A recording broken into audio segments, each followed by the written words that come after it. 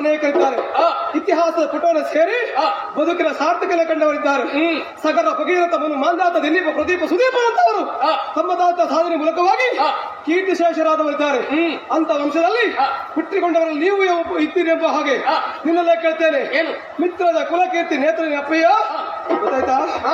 ಸೂರ್ಯವಂಶೀಯರು ಬೆಳೆಸಿದ ಕೀರ್ತಿ ಕಿರೀಟಕ್ಕೆ ನೀನು ಮಾಡುತ್ತಾ ಸಾಧನೆ ಮೂಲಕವಾಗಿ ಮತ್ತೊಂದು ಕರಿಯಿಂದ ಸೇರಿಸಲು ಮನ ಮಾಡ್ತೀಯೋ ಅಥವಾ ಗಂಡು ಮಕ್ಕಳ ಹೋರಾಟ ಬೇಡ ಎಂಬ ಹಾಗೆ ಶರಣಾಗತಿ ಸೂಚಿಸ್ತೀಯ?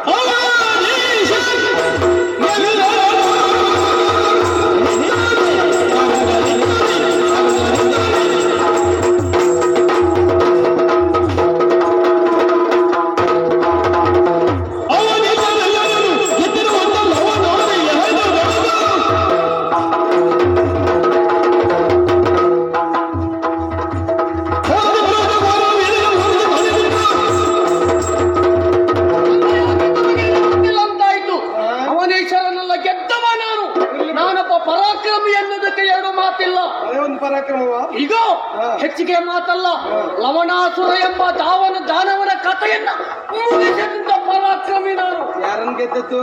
ಲವಣಾಸುರ.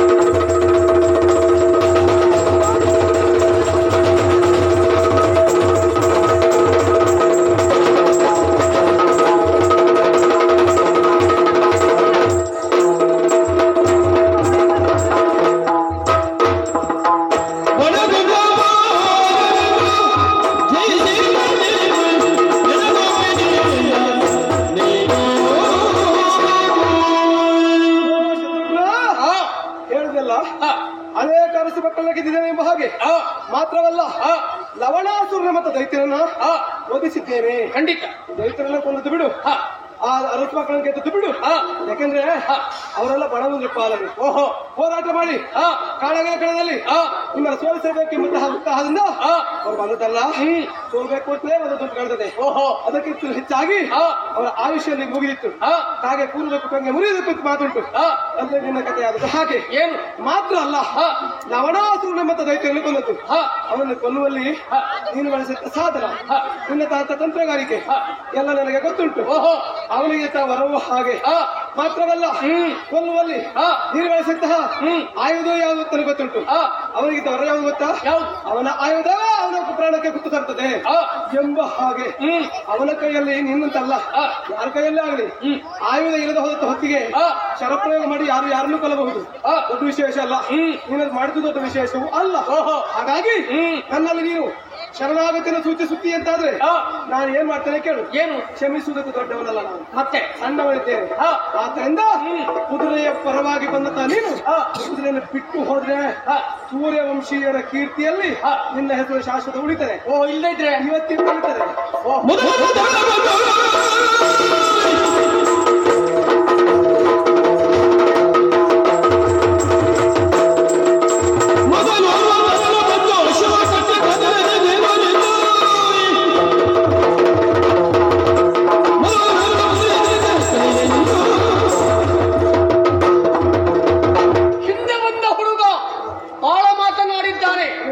ಗೀತೆಯ ಮಾತನ್ನ ಹೇಳಿದ್ದೇನೆ, ಅವನಿಗೆ ಪತ್ತೆಯಾಗ್ಲಿಲ್ಲ. ಜಯ ಇರುವುದು ಲಭಿಸಬೇಕು ಅಂತ ಆದ್ರೆ ಅವನು ಸೋಲಿಸಿದಾಗ ಆಗುದಿಲ್ಲ. ಮತ್ತೆ ಅಣ್ಣ ತಮ್ಮದು ಒಟ್ಟಿಗೆ ಇರ್ತೇವೆ. ಹೌದಾ? ಸ್ವಲ್ಪ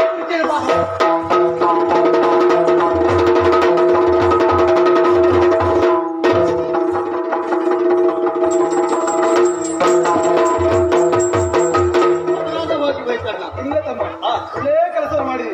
ಗಂಡು ಮಗನಾಗಿ ಮಾಡಬೇಕಾದ ಕೆಲಸವನ್ನೇ ನೀವು ಇವತ್ತು ಮಾಡಿ ತೋರಿಸಿದ್ದಿ. ಅದು ಏನ್ ಗೊತ್ತಾ, ಸ್ವಲ್ಪ ಅವಸರವಾಯ್ತು ಎನ್ನುವ ಹಾಗೆ ನನಗೆ ಅನಿಸುವುದು. ಯಾಕೆಂದ್ರೆ ಅಣ್ಣ ತಮ್ಮಂತ ನಾವಿಬ್ಬರು ಒಟ್ಟಾಗಿ ಹೋರಾಟದ ಕಳಕ್ಕೆ ಒಂದಾದ ಕಾಲಕ್ಕೆ ನಮ್ಮ ಪಾಲಿಗೆ ಯಾವ ಕಾಲಕ್ಕೂ ಅಪಜಯ ಬರುವುದಕ್ಕೆ ಸಾಧ್ಯ ಇಲ್ಲ. ನಾನು ಬರುವ ತನಕ ಸಮಯ ಕಾಯಬೇಕಿತ್ತು. ಆದ್ರೂ ಆಗುವುದೆಲ್ಲ ಒಳ್ಳೆಯದಕ್ಕೆ ಅಂತ ಭಾವಿಸಿಕೊಳ್ಳೋಣ. ಪ್ರಸಂಗ ಪ್ರಾರಂಭ ನಾನು ಮಾಡಿದ್ದೇನೆ, ನೀನೇ ಮುಗಿಸಿಕೊಡ್ಬೇಕು. ಅದೇ ತಲೆಬಿಸಿ ಆದದ್ದು ಮಾರಾಯ, ಅದೇ ತಲೆಬಿಸಿ ಆದದ್ದು. ಈಗ ಯಾಕೆ ಕೇಳಿದ್ರೆ ಇಷ್ಟರವರೆಗೆ ಹೋರಾಟಕ್ಕೆ ಬಂದವರ ಹಾಗೆ ಮುಂದೆ ಬರುವವನಲ್ಲ, ಬರುವವ ರಾಮ. ರಾಮನ ಮುಂದೆ ನಾವು ಹೀಗೆ ಪಿರಿ ಹೋಗ್ತಾ ಇರ್ಲಿಕ್ಕೆ ಆಗುದಿಲ್ಲ ಅಲ್ಲ. ಅಲ್ಲೂ ನಿಧಾನಗತಿಯೇ ಬೇಕು. ನಿಧಾನ ಮಾಡಿದ್ರೆ ಬಹಳ ಕಷ್ಟ ಆಗ್ತದೆ ಅಂತ ಗೊತ್ತುಂಟು. ಆದ್ದರಿಂದ ರಾಮನ ಚಲನವಲನವನ್ನು ನೋಡಿ ಅವ ಬರುವಂತ ಸಂದರ್ಭವನ್ನು ಮಾಡು. ಕಾಳಗದ ಕಾಲದಲ್ಲಿ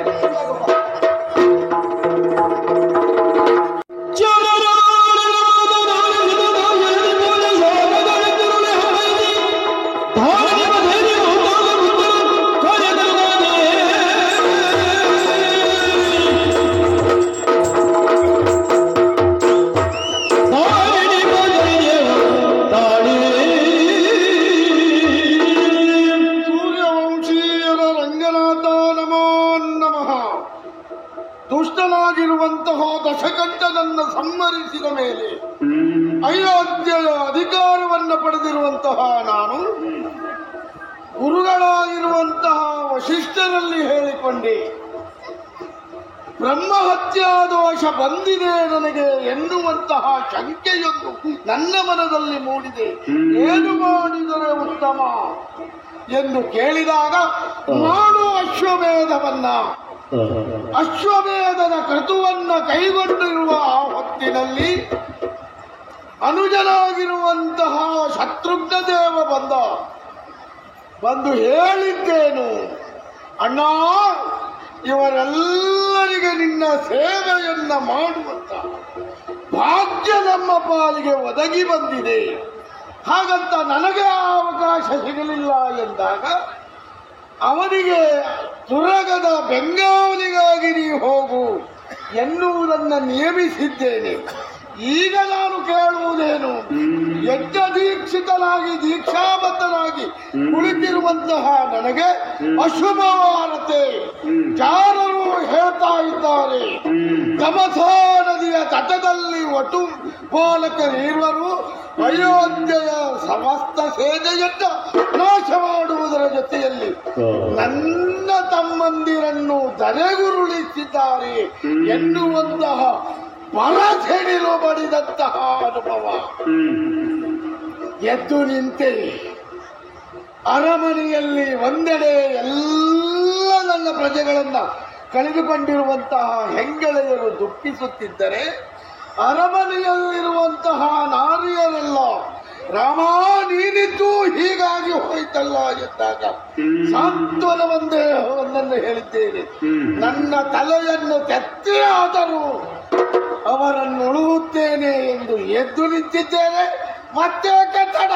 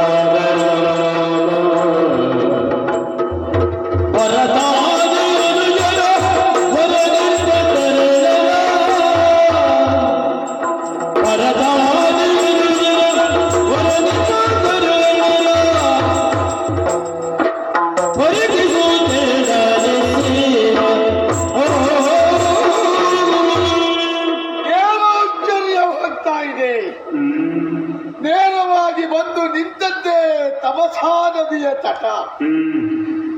ಈ ರಣಕ್ಷೇತ್ರದಲ್ಲಿ ಅಲ್ಲಲ್ಲಿ ಗಾಳಿಗಳನ್ನ ಕಳೆದುಕೊಂಡು ಬಿದ್ದಿರುವಂತಹ ರಥಗಳು, ಆ ರಥಕ್ಕೆ ಕಟ್ಟಿರುವ ಅಶ್ವಗಳು, ರಥಿಕರಾದಿದ್ದಾಗಿದ್ದವರು ರಥದಡಿಯಲ್ಲಿ ಸಿಲುಕಿ ರಕ್ತಮಯವಾಗಿರುವಂತಹ ತನ್ನ ದೇಹವನ್ನು ನಮಗಾಗಿ ಬಸೆಯುವಲ್ಲಿ ಮುಂದಾದ. ಅಷ್ಟೇ ಯಾಕೆ,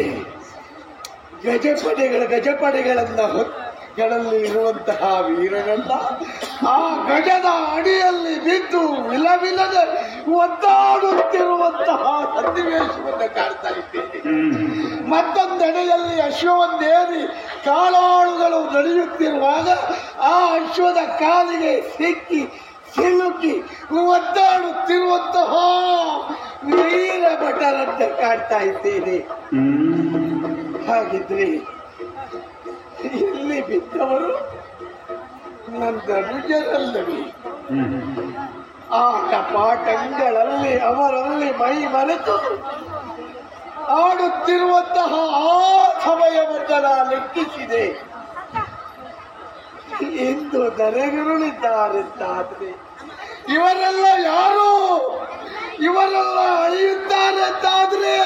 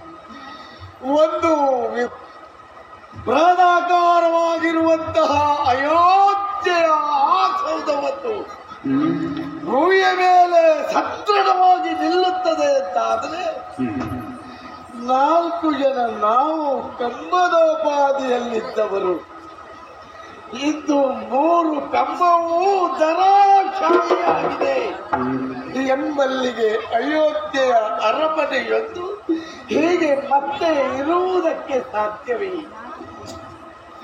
ಯಾವಾತನಿಂದ ಧರ್ಮ ಎಂದರೇನು ಎಂದು ಹೇಳಲ್ಪಟ್ಟಿತು, ಯಾವಾತನಿಂದ ಮಾನವರು ಹೀಗೆ ಬದುಕಿ ಬಾಳಬೇಕೆಂಬ ಸ್ಮೃತಿಯೊಂದು ರಚಿಸಲ್ಪಟ್ಟಿತು, ಯಾವಾತನಿಂದ ಮಾನವ ಕುಲಕೋಟಿಗಳೆಲ್ಲ ಸಂಸ್ಕಾರಯುತವಾಗಿ ನಡೆಯಬೇಕೆನ್ನುವಂತಹ ನಿಯಮವೊಂದು ಪಾಲಿಸಲ್ಪಟ್ಟಿತು, ಅಂತಹ ಮನೋವಂಶೀಯರು ನಾನು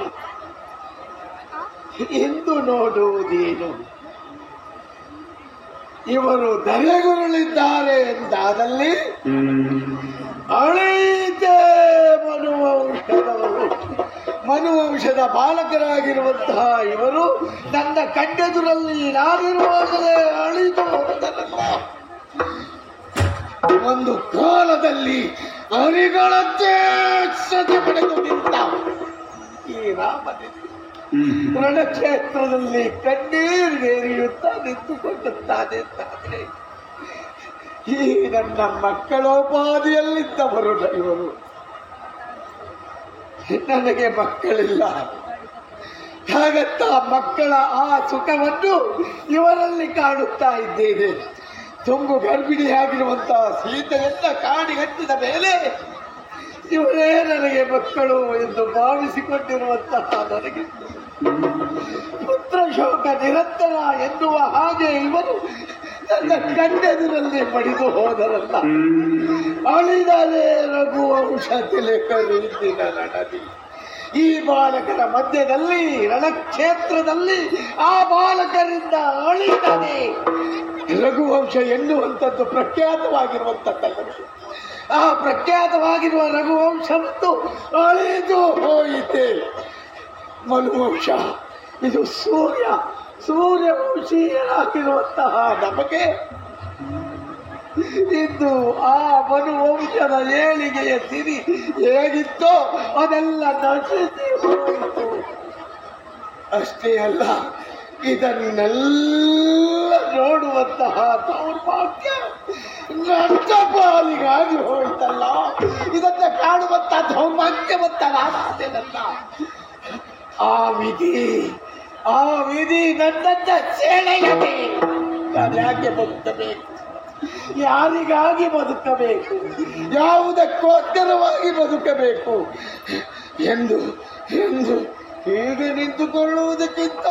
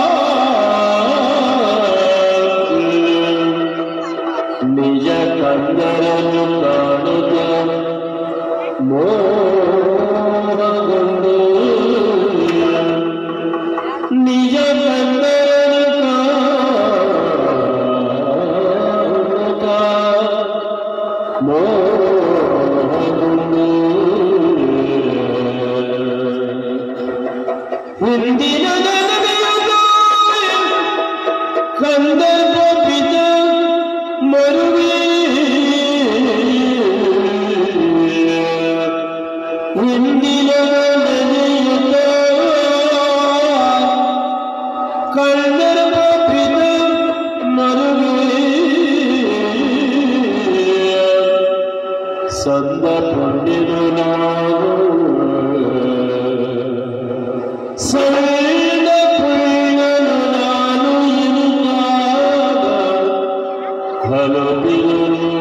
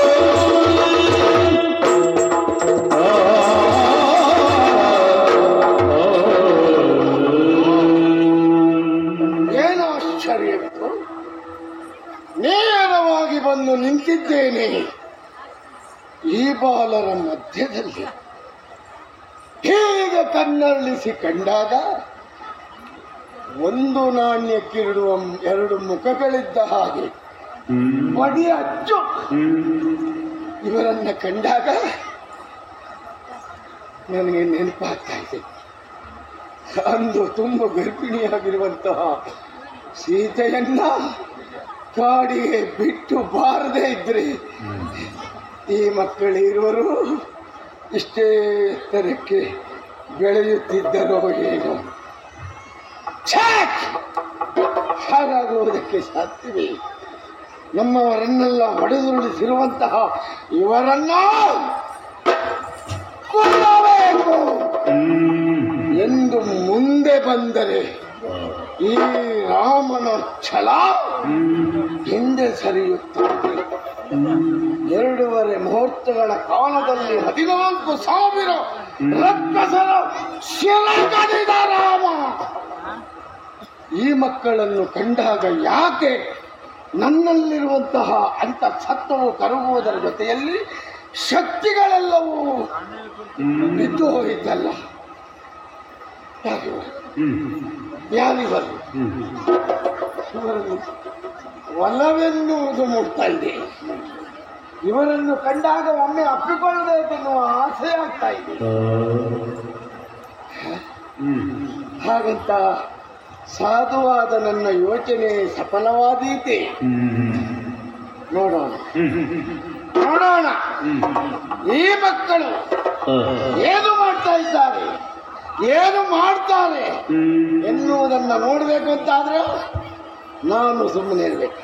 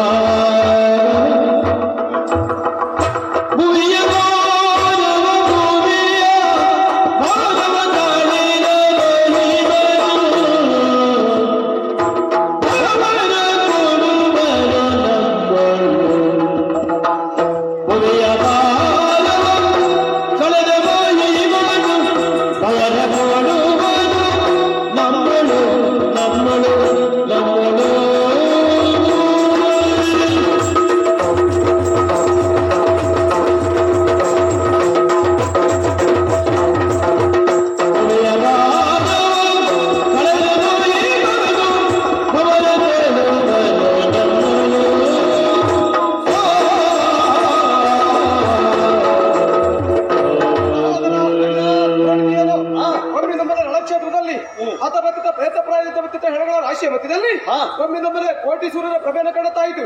ಎಲ್ಲಿಂದ ಬಂತು ಅಂತ ನೋಡಿದ್ರೆ ರಥ ಋಣನಾಗಿ ಆಜಾನುಬಾಹುವಾಗಿ ನೀಲಮೇಘ ಶ್ಯಾಮಲತೆ ಕಂಗೊಳಿಸುತ್ತಹ ವಿಶೇಷವಾದ ವ್ಯಕ್ತಿತ್ವವನ್ನು ಹೊಂದಿದ್ದ ಒಬ್ಬ ವ್ಯಕ್ತಿ ನಮ್ಮ ಮುಂದೆ ರಥವನ್ನು ನಿಲ್ಲಿಸಿದವನಿದ್ದಾನೆ. ಸತ್ಯ. ಅವನೇ ಬಾಬಾ ನೋಡು ಬರುತ್ತೀಹ. ಅವನೇ ಪಾಲಕ ರಾಮಚಂದ್ರ. ಅವನೇ ಇನ್ನ ನಮ್ಮ ಸಮ್ಮುಖದಲ್ಲಿ ಒಂದು ನಿಂದನೆಯನ್ನು ಹಾಗೆ ಭಾಸವಾಗುತ್ತಾ ಇದೆ. ಹೋರಾಟವನ್ನು ಮಾಡಿದವರು ನಾವಿದ್ದೇವೆ. ಈ ಕಾಲಕ್ಕೆ ಅವನನ್ನ ಕಂಡಂತ ಹೊತ್ತಿಗೆ ನನಗೆ ಯಾಕೋ ಹೋರಾಟ ಮಾಡುತ್ತಾ ಮನವಾಗುತ್ತಾ ಇಲ್ಲ.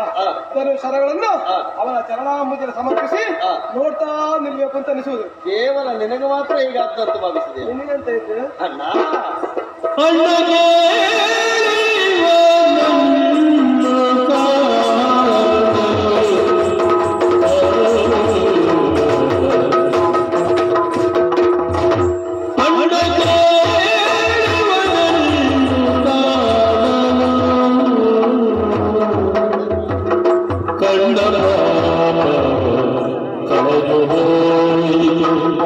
ಕಣ್ಣ ಪಾಪ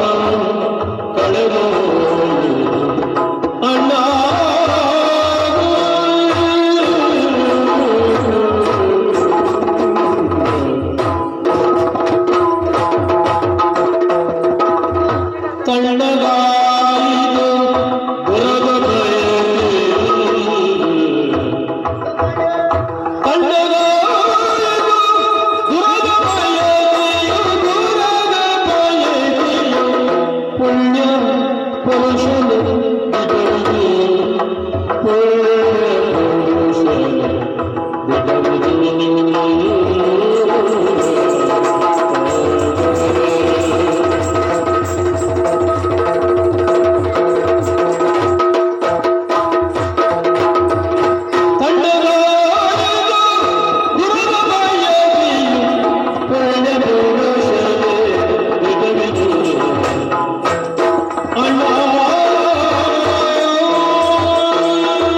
ಆಕಾಂಕ್ಷೆಯಲ್ಲಿದ್ದವರು ನಾವು. ಯಾರು ಬರ್ತಾರೆ ಎನ್ನುವ ನಿರೀಕ್ಷೆ ಇರುವಂತಹ ನಮ್ಮ ಪಾಲಿಗೆ ಕೇಂದ್ರ ಬಿಂದುವಿನ ನಿರೀಕ್ಷೆ ಆಗಿತ್ತು. ಆ ಸಂದರ್ಭದಲ್ಲಿ ರಥವೊಂದು ಇತ್ತ ಸಾಗಿ ಬಂದಾಗ ನಿನ್ನ ಮನದ ಬಯಕೆಗಳನ್ನ ಹೇಳಿಕೊಂಡವರು ನೀನು. ದೇವರ ನಿನಗೆ ಮಾತ್ರ ಮನ ಬದಲಾವಣೆ ಆದ್ದು ಎಂಬುದಾಗಿ ಭಾವಿಸಿದೀಯ ಅಲ್ವೇ? ಅಲ್ಲ ಅಣ್ಣ, ಯಾಕೆ ಕೇಳು. ನನ್ನ ಮನದಲ್ಲಿಯೂ ಸಹ ಹಲವಾರು ಭಾವನೆಗಳು ಹುಟ್ಟಿಕೊಂಡಿದ್ದು ಸತ್ಯ. ನಿಜವಾಗಲೂ ನಾವು ಅರ್ಥವಿಸಿಕೊಳ್ಳಬೇಕಾದ ಏನು ಕೇಳಿದ್ರೆ, ಈ ನಮ್ಮಲ್ಲಿ ಇದ್ದವರಲ್ಲಿ ಪಾಪವೇ ಮಾಡದೇ ಇದ್ದವರು ಯಾರು ಕೇಳಿದ್ರೆ ನಾನು ಮತ್ತೆ ನೀನು. ಆ ಮಟ್ಟಿಗೆ ವಿಶ್ವಾಸ ಉಂಟು. ಯಾವ ಪಾಪವನ್ನು ನಾವು ಮಾಡಿದವರಲ್ಲ. ಆ ವಿಷಯದಲ್ಲಿ ನಮ್ಮ ಬಿಟ್ಟು ಮತ್ತೆ ಯಾರಿಲ್ವೋ? ಖಂಡಿತವಾಗಲು. ಅಷ್ಟು ಮಾತ್ರ ಅಲ್ಲ, ಪಾಪವನ್ನ ಮಾಡಿಯೇ ಪಾಪ ಅಂಟಿಕೊಳ್ಳಬೇಕು ಅಂತಿರುವುದಿಲ್ಲ. ಮತ್ತೊಬ್ಬರು ಮಾಡಿದ ಪಾಪವನ್ನ ಈ ಕಣ್ಣಿಂದ ನೋಡಿದಾಗಲೂ ಪಾಪ ಅದು ಅಂಟಿಕೊಳ್ತದೆ. ಗಣ್ಣ ಪಾಪವಾಗಿ ಅಂಟಿಕೊಳ್ಳುತ್ತದೆ. ನಮಗಿಂತವರು ಪಾಪ ಮಾಡ್ತಾ ಇದ್ದಾರೆ ಎನ್ನುವುದು ವಿಚಾರ ತಿಳಿದ್ರೆ ನಾವು ಕಣ್ಣೆತ್ತಿಯೂ ನೋಡುವವರಲ್ಲ. ಒಂದು ವೇಳೆ ನಮಗೂ ತಿಳಿಯದೆ ನಾವು ಎಲ್ಲಿಯಾದ್ರೂ ಗಣ್ಣ ಪಾಪವನ್ನು ನಮ್ಮ ಪಾಲಿಗೆ ಅಂಟಿಕೊಂಡಿದ್ದೆ ಹೌದು ಅಂತಾದ್ರೆ ಈ ಪುಣ್ಯ ಪುರುಷನ್ನ ಕಾಣ್ತಾ ಇದ್ದ ಹಾಗೆ ಅದೆಲ್ಲವೂ ದೂರವಾಯಿತು ಎನ್ನುವುದಾಗಿ ಭಾವಿಸ್ತಾ ಇದ್ದೇನೆ. ಹಾಗಾದ್ರೆ ಅಣ್ಣ, ತಣ್ಣಗಾಗಿ ಹೋಯ್ತಾ? ಎಂತದ್ದು? ಆಹಾ, ದುರದ ಬಯಕೆ ನಿಜವಾಗ್ಲೂ ಬಿಸಿ ಮಾಡಬೇಕು ಎನ್ನುವ ಉದ್ದೇಶದಿಂದಲೇ ಬಂದವರು ನಾವು. ಈಗ ದುರದ ಬಯಕೆ ಎಲ್ಲವೂ ತಣ್ಣಗಾಗಿ ಹೋಯಿತು. ಹಿಡಿದಂತ ಧನುರ್ಬಾಣಗಳನ್ನ ಇವನ ಪಾದಗಳಲ್ಲಿ ಇಟ್ಟು ಶರಣು ಬರಬೇಕೆನಿಸ್ತಾ ಉಂಟು.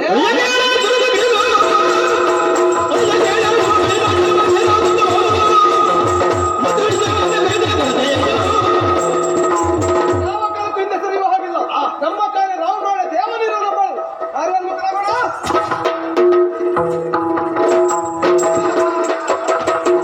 ಮೆಚ್ಚಿದ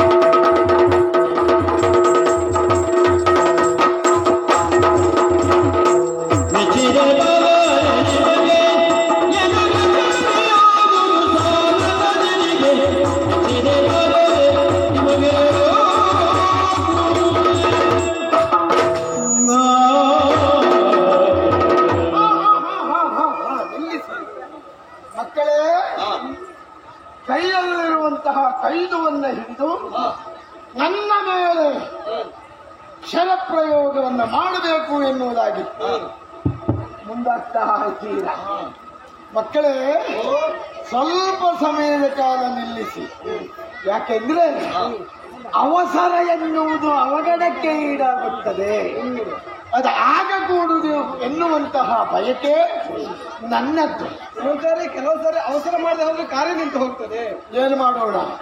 ಕಾರ್ಯ ನಿಲ್ತದೆ ಅಂತ ಆದ್ರೆ ನಮ್ಮ ಕಡೆಗೂ ನಾವು ಲಕ್ಷ್ಯ ವಹಿಸಬೇಕೋ ಬೇಡವೋ? ಖಂಡಿತವಾಗಿ ನಮ್ಮನ್ನು ನಂಬಿಕೊಂಡಿದ್ದವರಿದ್ದಾರೆ ಎನ್ನುವ ಕಲ್ಪನೆ ನಮಗಿರಬೇಕೋ ಬೇಡವೋ?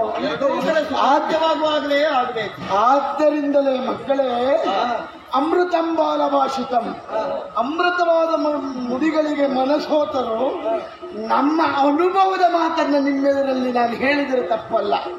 ಮಕ್ಕಳಾದ ನೀವು ತಿದ್ದುಕೊಳ್ಳುವುದರ ಜೊತೆಯಲ್ಲಿ ಅದನ್ನು ತನ್ನ ಮಸ್ತಕದಲ್ಲಿ ಧರಿಸುತ್ತೀರಾ ಎನ್ನುವ ಭಾವವನ್ನು ಹೊಂದಿದ್ದವರಾಗಿದ್ದೇವೆ. ಯಾಕೆ ನೀವು ಕೇಳಬೇಕು? ಆಶ್ಚರ್ಯವಾಯಿತು ನನಗೆ. ಎಂದೂ ಕಾಣದ, ಮತ್ತೆ ಕಾಣಲಿಕ್ಕಾಗದ ಹೊಸ ಅನುಭವ. ಮಕ್ಕಳಾಗಿರುವಂತಹ ನೀವು ಈ ಸೇನೆಯನ್ನೆಲ್ಲ ಬಡಿದುರುಳಿಸಿದ್ದೀರಾ. ಆದ್ದರಿಂದಲೇ ಅಚ್ಚರಿಯಾಗುವುದರ ಜೊತೆಯಲ್ಲಿ ನಾನು ಇಷ್ಟೊಂದು ಪರಾಕ್ರಮವನ್ನ ಈ ಒಟ್ಟು ಬಾಲಕರು ಹೊಂದಿದ್ದಾರೆ ಅಂತಾದರೆ ಆಶ್ಚರ್ಯವಲ್ಲವೇ? ಪರಾಕ್ರಮ ಎಲ್ಲವನ್ನಲ್ಲಿಯೂ ಇರ್ತದೆ, ಅದನ್ನು ಬಳಸಿಕೊಳ್ಳೋದಕ್ಕೆ ಕೆಲವರಿಗೆ ಗೊತ್ತಿರುವುದಿಲ್ಲ ಅಲ್ಲವೇ?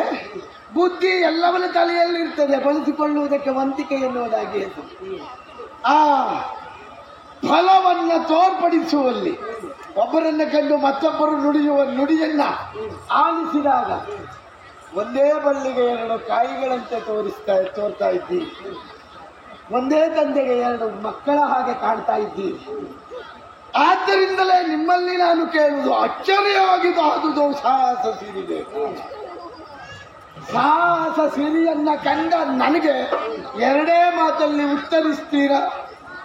ಮಗುವೊಂದು ಈ ಧರೆಗೆ ಬರಬೇಕು ಎಂತಾದರೆ ತಂದೆ ತಾಯಿಗಳೇ ಕಾರಣ ಅಲ್ಲವೇ? ಮಾ ಎನ್ನುವುದು ಜ್ಞಾನ, ತ್ರ ಎಂದರೆ ರಕ್ಷಣೆ ಕೊಡುವವಳು, ರಕ್ಷಣೆ ಕೊಟ್ಟು ಜ್ಞಾನ ಮಾಡುವವಳು. ಆದ್ದರಿಂದಲೇ ಮಾತೃದೇವೋಭವ ಎಂದು ಕರೆದಿದ್ದಾರೆ. ಮಕ್ಕಳೇ, ಗೊತ್ತಾಗ್ತದೋ ಏನೋ ನಿಮ್ಗೆ, ಅಲ್ಲವೇ? ಆದರೆ ಹೇಳಬೇಕಾದುದನ್ನು ಹೇಳಿದ್ರೆ ನಿಮ್ಮೊಡನೆ ಹಂಚಿಕೊಂಡ್ರೆ ನನಗೂ ಸಂತೋಷ ಆಗ್ತದಲ್ಲ. ಮಕ್ಕಳಿಗೆ ಗೊತ್ತಾಗ್ತದೆ ಅಂತ ನಿಮ್ಗೆ ಗೊತ್ತಾಗ್ತದೆ ಅಲ್ಲ, ನೋಡು, ಮುಖ ಹೃದಯಗತವಾಗಿರುವಂತಹ ಭಾವನೆ ಮುಖದ ಮುಖಾಂತರ ಅಲ್ಲವೇ ಮಕ್ಕಳೇ? ನಾವು ಆಶ್ರಮವಾಸಿಗಳು, ಆದ್ದರಿಂದ ಗುರುಗಳ ಆಶ್ರಮದಲ್ಲಿ ಬಹಳಷ್ಟು ಮಂದಿಗಳು ಅಲ್ಲಿ ಕಾಯುವವರಾದ್ದರಿಂದ ಅಲ್ಲೂ ಕಾಯಿಸೋದಕ್ಕೆ ಇಷ್ಟ ಇಲ್ಲ. ಇನ್ನೂ ಬಹಳ ಬೇಗ ನಿರೀಕ್ಷೆಯನ್ನು ಸುಳ್ಳಾಗಿಸೋದಕ್ಕೆ ಇಷ್ಟ ಇಲ್ಲ. ನನಗೆ ಆ ಆಸೆ ಉಂಟು, ಆದಷ್ಟು ಬೇಗ ನಿಮ್ಮ ಗುರುಕುಲಕ್ಕೆ ನಿಮ್ಮನ್ನು ಕಳುಹಬೇಕೆನ್ನುವ ಆಸೆ. ಪರಾಕ್ರಮ ತೋರಿಸಿರುವಂತ ನಿಮ್ಮಲ್ಲಿ ಎಲ್ಲ ಬಿಡ್ಲಿಕ್ಕೂ ಆಗುದಿಲ್ಲಲ್ಲ, ಅಲ್ಲವೇ? ನೀವು ಮಾಡುವಷ್ಟು ಮಾಡಿ. ನಾವು ಮಾಡುವಷ್ಟು ಮಾಡಿದ್ರೆ ನಿಮಗೆ ಕಾಲ ನಾನದೇ ಯೋಚನೆ ಮಾಡುವುದು. ನಿಮ್ಮ ಗುರುಗಳು ನಿಮ್ಮನ್ನು ಕೇಳ್ತಾರಲ್ಲ. ನಮಗೊತ್ತ ಸಮಯ ಬಹಳ ಕಡಿಮೆ ತಲುತ್ತೆ ತಲೆ ವಿಷಯ. ಹೌದು, ನನಗೂ ಅದೇ ಒಳ್ಳೆ ನಿರೀಕ್ಷೆಯಲ್ಲಿದ್ದೆ ನಾನು. ಈಗ ಮತ್ತೆ ಈಗ ಮಾತಾಡಿದ್ರೆ ಮತ್ತೆ ಹೆಚ್ಚಾಗ್ತದೆ. ಹಾಗಾಗುವುದು ಬೇಡ ಮಕ್ಕಳೇ. ಕೇಳು, ಜನ್ಮ ಕೊಟ್ಟಿರುವಂತಹ ತಂದೆ, ಜನ್ಮಕ್ಕೆ ತಂದಿರುವಂತಹ ಮಾತೆ, ತಾಯಿಯೇ ಇಂಥವನು ಅಪ್ಪ ಎಂದು ಹೇಳಿದಾಗ ಮಾತ್ರ ಮಗುವಿಗೆ ಗೊತ್ತಾಗುತ್ತೆ. ಆದ್ದರಿಂದ ಆ ನಿಮ್ಮ ನೆಚ್ಚಿನ ತಾಯಿ ತಂದೆಗಳು ಯಾವ? ಒಂದೇ ಅಪ್ಪನಿಗೆ ಹುಟ್ಟಿದ ಮಕ್ಕಳು ಹೇಗೆ? ಇಲ್ಲಿ ಈ ಪರಿಸರದಲ್ಲಿ ನೀವೆಂತೂ ನಿಮ್ಮೆಲ್ಲ ವಿಷಯಗಳನ್ನು ಹೇಳ್ತೀರಾ? ರಾಮಾಯಣ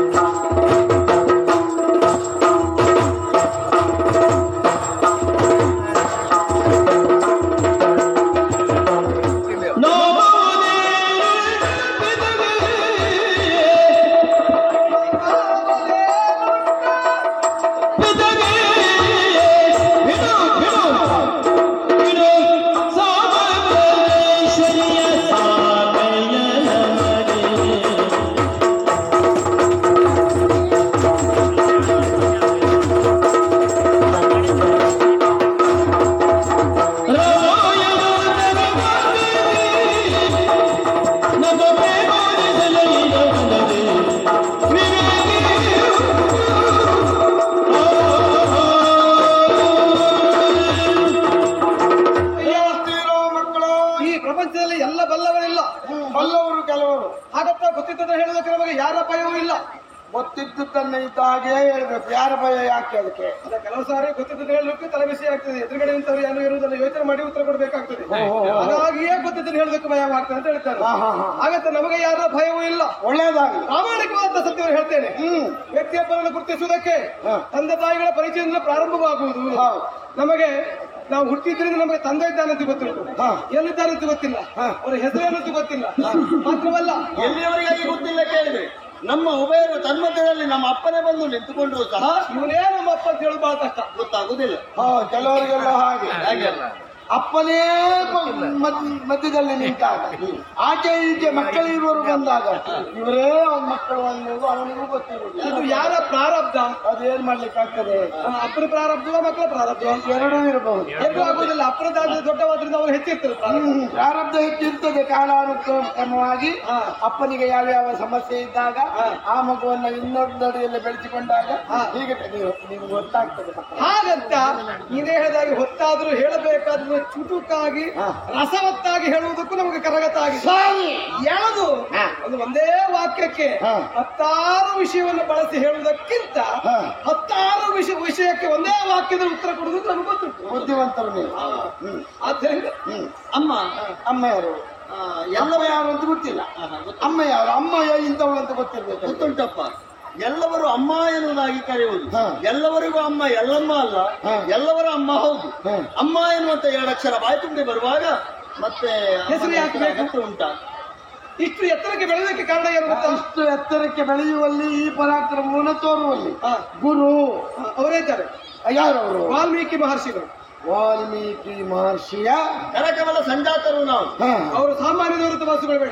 ಅವರು ಯಾವ ವಾಲ್ಮೀಕಿಗಳು? ರಾಮಾಯಣ ಎಂಬ ಮಹಾ ಗ್ರಂಥವನ್ನು ರಚಿಸಿ ಪ್ರಪಂಚ ಮುಖಕ್ಕೆ ತೋರಿಸಿಕೊಟ್ಟ ಮಹಾನ್ ಕವಿಗಳು. ಅವರ ಶಿಷ್ಯರು ನಾವು. ಅವ ನನಗೆ ಅಣ್ಣ. ಕುಶ ನಾನು ಕುಶ ಕುಶಲವರು ನಾವು. ನೀವು ಲವ ಕುಶರು ನೀವು. ಮಕ್ಕಳೇ, ಒಂದು ಮಾತನ್ನು ಕೇಳಲೇ. ತಾಮಸಗಳೇ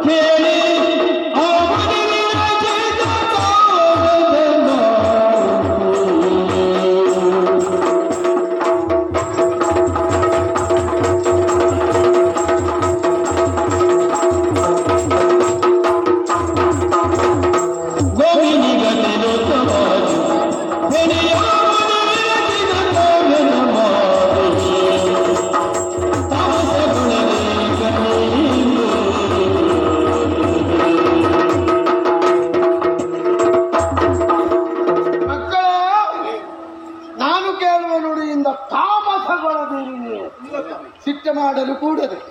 ನೇರವಾಗಿ ಕೇಳಿಬಿಡ್ತೇನೆ. ಮಕ್ಕಳೇ, ರಾಮಾಯಣ ಕವಿ ವಾಲ್ಮೀಕಿ, ಇದು ನಾನು ಹೊಸದಾಗಿ ಕೇಳುವಂಥದ್ದು. ಈ ರಾಮಾಯಣವು ಭೂಮಿಯಲ್ಲಿ ನೂತನವಾದುದು ಹೌದು. ಹಾಗಾದರೆ ಇದನ್ನು ರಚಿಸಿದ ವಾಲ್ಮೀಕಿ ಮಹರ್ಷಿಗಳು ಈ ರಾಮಾಯಣ ಕುರಿತಾಗಿ ನಿಮಗೇನು ಹೇಳಿದ್ದಾರೆ? ರಹಸ್ಯಂಚ ಪ್ರಕಾಶಂಚ. ಈ ಪ್ರಪಂಚದಲ್ಲಿ ಎಲ್ಲವರಿಗೂ ಗೊತ್ತಿದ್ದಂತ ಕಥೆ ಯಾವುದು ಕೇಳಿದ್ರೆ ರಾಮಾಯಣ. ಗೊತ್ತಿದ್ದ ಆ ಕಥೆಯಲ್ಲಿ ಮತ್ತು ಕೇಳಿ ತಿಳಿಯುವಂತ ಸತ್ವಾಡಗಿರುವಂತ ಕಥೆ ಯಾವುದು ಕೇಳಿದ್ರೆ ರಾಮಾಯಣ. ನರನನ್ನೇ ನಾರಾಯಣನಾಗಿಸಿ, ನಾರಾಯಣನ ನರನನ್ನಾಗಿಸಿ, ನರನ ಪದವನ್ನು ನಾರಾಯಣ ಪದ ಕೊಯ್ಯುವಂತಹ ದಿವ್ಯವಾದ ಸೇತುವೆ ಯಾವುದು ಕೇಳಿದ್ರೆ ಅದು ರಾಮಾಯಣ. ಎಲ್ಲಿವರೆಗೆ ಕೇಳಿದ್ರೆ ಆ ರಾಮಾಯಣ ಮತ್ತು ಮಹಾಗ್ರಂಥವನ್ನು ರಚಿಸುತ್ತ ಕಾಲಕ್ಕೆ ಅಮರಸೋದ್ಭವನಾದ ಬ್ರಹ್ಮದೇವರೇ ಬಂದು ಆ ಮಹಾಕಾವ್ಯಕ್ಕೆ ಅಮರತ್ವ ಪ್ರಾಪ್ತಿಯಾಗಲಿ ಎಂಬ ಹಾಗೆ ಹರಸಿ ಹೋದರಂತೆ. ರಾಮ ಅಯನ, ರಾಮನ ಜೀವನದ ಕಥೆಯೇ ರಾಮಾಯಣ. ರಾಮ ನಡೆದು ಬಂದಂತ ದಾರಿ ಸಂತೋಷವಾಯಿತು. ಹಾಗಾದ್ರೆ ನೀವು ಎಲ್ಲಿಯವರೆಗೆ ತಿಳಿದಿದ್ದೀರಿ? ನಮಗೆ ಅಭ್ಯಾಸ ಎರಡು ವಿಭಾಗದಲ್ಲಾಗಿದೆ. ಹೇಗೆ? ಪದ್ಯ ರೂಪದಲ್ಲೂ ಆಗಿದೆ, ಗದ್ಯ ರೂಪದಲ್ಲಾಗಿದೆ. ಗದ್ಯ ರೂಪ ದೇವರೇ ಆಗುವುದಿಲ್ಲ. ಪದ್ಯ ರೂಪವಾದ್ರೂ ಬಹಳ ಚುಟುಕಿನಲ್ಲಿ ಮುಗಿಸಬಹುದು.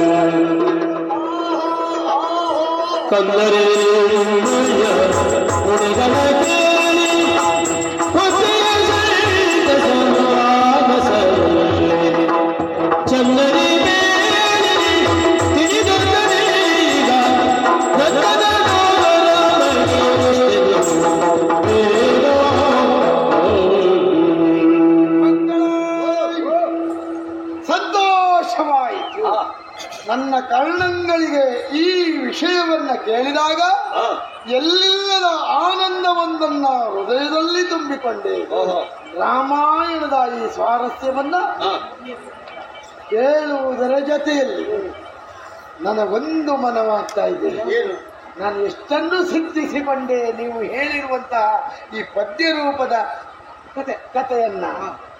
ಯಾರೇ ಆಗಲಿ ನನ್ನೆದುರಲ್ಲಿ ಬಂದು ಪ್ರಶ್ನೆ ಕೇಳಿದ್ರೆ ಥಟ್ಟನ ಉತ್ತರ ಕೊಡುವಷ್ಟು ಸಿದ್ಧನಾಗಿದ್ದೆ. ಪ್ರತ್ಯುತ್ತರ ಮತಿತ್ವ ಅಂತ ಆದ್ರೆ ನಾವಿವತ್ತು ಪ್ರಶ್ನೆ ಕೇಳುವುದಿಲ್ಲ. ಬೇಡ ಬೇಡ ಬೇಡ.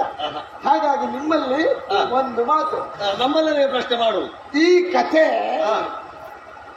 ಇಲ್ಲಿಯವರೆಗೆ ರಾಮಾಯಣ ಮುಗಿದಿರಲಿಕ್ಕಿಲ್ಲ ಎನ್ನುವ ಭಾವವನ್ನು ಹೊಂದಿದೆವ ನಾನು. ನಮಗೆ ಉಪದೇಶವಾದದ್ದು ಇಲ್ಲಿ ತನಕ ಕಥೆ ಉಂಟು ಉಂಟು, ಅದಕ್ಕೆ ಆಶ್ರಮದಲ್ಲುಂಟು.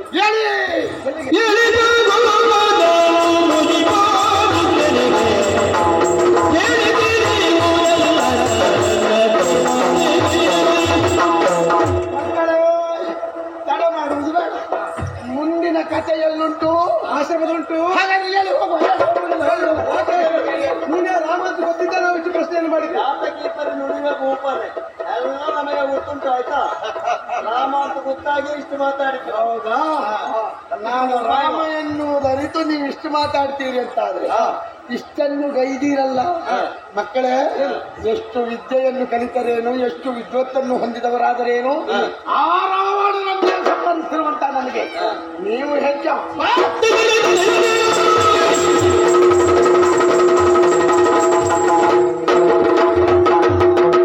ಧರಣಿ ಬರಗುವವನೇ ಧರಣಿ ಬರಗುವವನೇ ಧರಿಸಿಯವರು ಬರಗುವವನೇ ಧರಿಸಿಯವರು ಬರಗುವವನೇ ದುರುಗಳು ದುರುಳರ ಬರಗರೆಯುವ ಜಲಬರಗಳು ಧರಿಸಿಯ ಬರವನ ತರೆಯನು.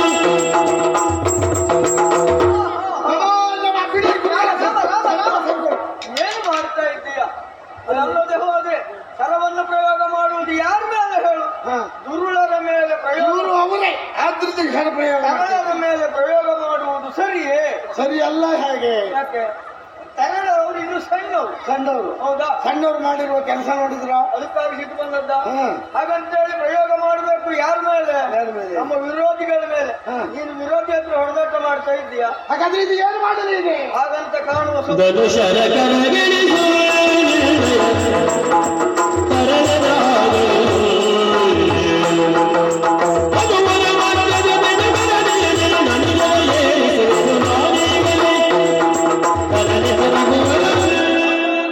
ಹಾಗಂತೇಳಿ ದರ್ಶನವನ್ನು ಎತ್ತಿ ಹಿಡಿದಿದ್ದೀಯ. ಬಿಡದೆ ಹೋದ್ರೆ ಅದು ಆಗುವುದೇ ಇಲ್ಲ.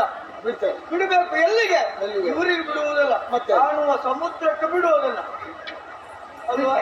ಹಾಗಾದ್ರೆ ನೀನು ಯುದ್ಧ ಮಾಡ್ತಾ ಇದ್ದಿದ್ದು ಯಾರಲ್ಲಿ? ದುರುಳರು ಅಂತ ತಿಳ್ಕೊಂಡ್ಯಾ? ದುರುಳಾಗಿರುವ ಇವರ ಮೇಲೆ ಇಲ್ಲ. ಮತ್ತೆ ಯಾವತ್ತು ನಮ್ಮಲ್ಲೇ ನಾವು ಹೊಡೆದಾಟ ಮಾಡ್ಕೊಂಡ್ರು ಸರಿ ಆಗ್ತದ? ನಮ್ಮಲ್ಲಿ ಎಂತ ಗೌಪ್ಯವಾಗಿ ಗುಟ್ಟಾಗಿ ಮಾತಾಡೋದು, ಒಂದು ಅರ್ಥ ಬರುವ ಹಾಗೆ ಒಂದು ಮಾತಾಡೋದು. ಅರ್ಥ ಮಾಡಿದಂತ ಹೇಳಿದ್ರೆ ಅಲ್ಲೇ ವಿಷಯ ಇರುವುದು. ಏನ್ ವಿಷಯ? ಅಂತ ಹೇಳಿದ್ರೆ ನಿನ್ನ ಹೆಂಡತಿಯನ್ನ ನಿನ್ನ ತಮ್ಮನ ಬಳಿಯಲ್ಲಿ ಕಾಡಲ್ಲಿ ಬಿಟ್ಟು ಬರುವಾಗ ಅವಳು ಗರ್ಭಿಣಿ ಹೋದಾಳೆ. ಹಾ ಹಾ ಆ ಗರ್ಭಿಣಿ ಕಣ್ಣೀರಿಡುವುದನ್ನು ನಾನು ಕಂಡೆ. ನನ್ನ ಆಶ್ರಮದಂತ ಕುಶಲವಿಲಿ ತರಲಿಕ್ಕೆ ಹೋದಾಗ ಅವಳನ್ನು ಸಕಾಲಕ್ಕೆ ಸರಿಯಾಗಿ ನನ್ನ ಆಶ್ರಯಕ್ಕೆ ಕರ್ಕೊಂಡು ಬಂದು ಇಲ್ಲಿ ಆಶ್ರಯವನ್ನೆಲ್ಲ ಇತ್ತ. ಆಗ ಅವಳಿ ಮಕ್ಕಳಿಗೆ ಜನ್ಮವನಿತ್ತಳು. ಇವರೇ ಇಬ್ಬರು. ಇವರು ನಿನ್ನ ಮಕ್ಕಳು. ಗುರುಗಳೇ, ಏನು? ಇಲ್ಲಿಯವರೆಗೆ ರಾಮನಿಗೆ ಅಪವಾದಗಳು ತುಂಬಾ ಬಂದಿವೆ. ಹಾಗಂತ ಹೇಳುವ ಮಾತನ್ನ ನಿಲ್ಲಿಸಲಿಕ್ಕಿಲ್ಲ ನಾನು. ಯಾಕೆ ಬಲ್ಲಿರ? ಯಾಕೆ? ಇವರು ನನ್ನ ಮಕ್ಕಳು ಎಂದು ನೀವು ಹೇಳಿದಾಗ ನಾನು ಒಪ್ಪಿಕೊಂಡೆ ಅಂತ ಆದ್ರೆ ಅವರು ಬಂದ್ರು, ಇವರು ಮಕ್ಕಳು ಎಂದ್ರು, ರಾಮ ಒಪ್ಪಿಕೊಂಡ ಅಂತ ಆಗ್ತದೆ. ಹಾಗಾದ್ರೆ ಇವರು ನನ್ನ ಮಕ್ಕಳು ಎನ್ನುವುದನ್ನು ಸಿದ್ಧಪಡಿಸಬೇಕು. ಹೇಗೆ? ತುಂಬು ಗರ್ಭಿಣಿಯಾಗಿರುವಂತ ಸೀತೆ ನನ್ನ ತೊಡೆಯ ಮೇಲೆ ತಲೆ ಇಟ್ಟು ಮಲಗಿದಾಗ ಆಗ ಜಂಬಕಾಸ್ತ್ರದ ಕುರಿತಾಗಿ ಅವಳಿಗೆ ಸುರಿದವನು ನಾನು.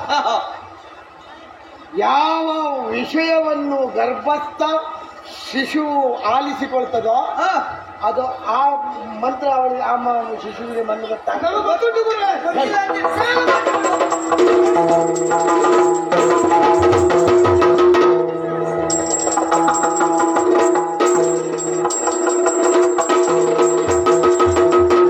ಚಂದವಾಯಿತು ಮುನಿಯಲಿಲ್ಲ ಸಂದರ್ಶನದೊಳಗೆ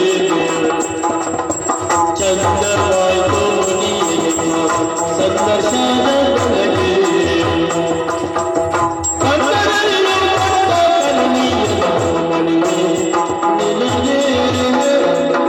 ಸಂತೋಷವಾಯಿತು ಸ್ವಾಮಿ. ಸಕಾಲಕ್ಕೆ ಸರಿಯಾಗಿ ನೀವು ಬಂದು ತಡೆಯದೇ ಹೋದರೆ ಅನಾಹುತವೇ ನಡೆದವರು ಅಲ್ವಾ? ಚಂದದಿಂದ ನನ್ನ ಮಕ್ಕಳನ್ನ ನೀವು ನನ್ನ ಕೈಗಳಿಗೆ ಇಟ್ಟಿರಲ್ಲ.